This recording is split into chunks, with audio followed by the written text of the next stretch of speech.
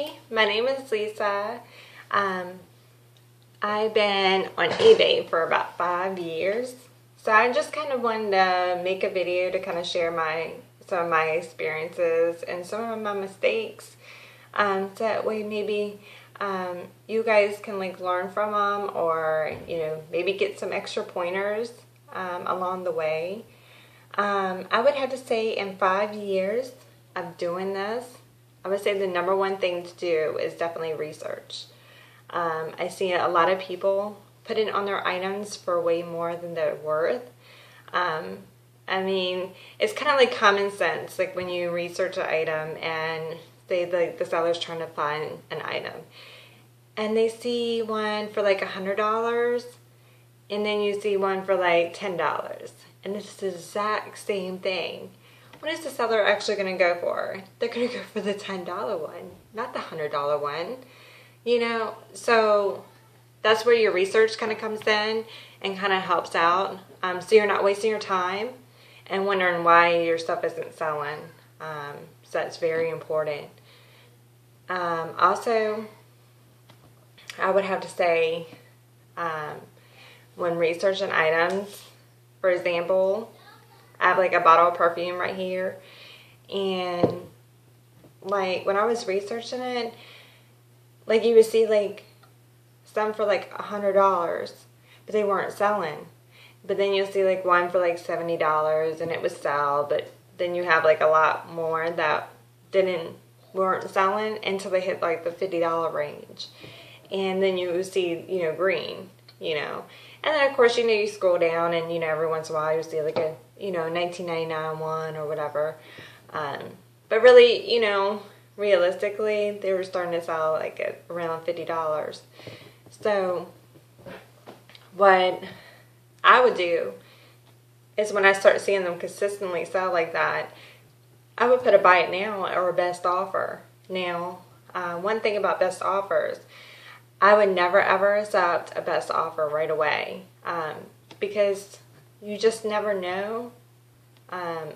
Even if it is enticing, you just don't want to just go and accept it when a lot of times another buyer will see that and they'll actually put in another offer that actually may be better than the other person's, or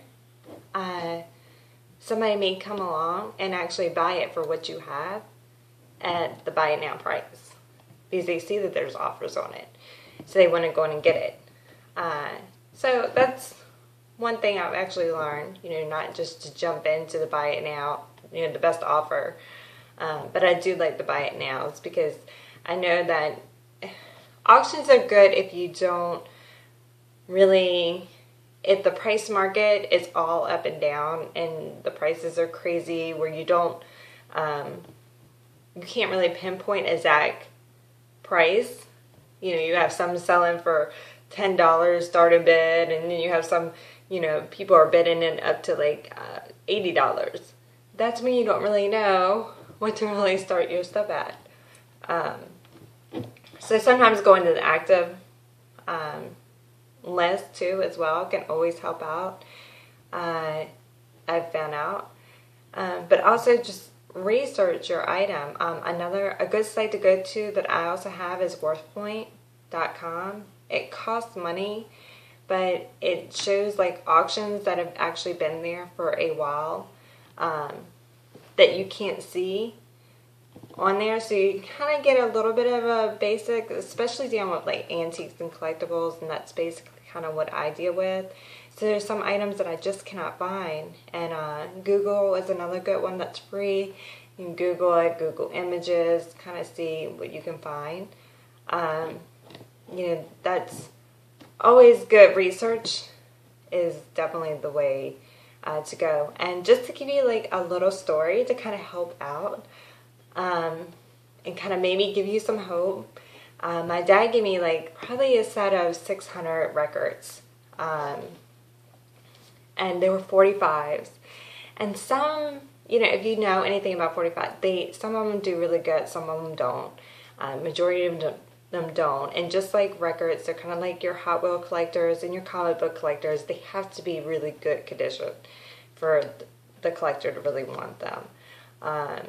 So anyway, so I was sitting researching, and it was taking hours. I was so sick of 45s. But I got to this one record, and I could not find it. It was driving me crazy. And finally I did. It took a little bit more time to kind of research that one.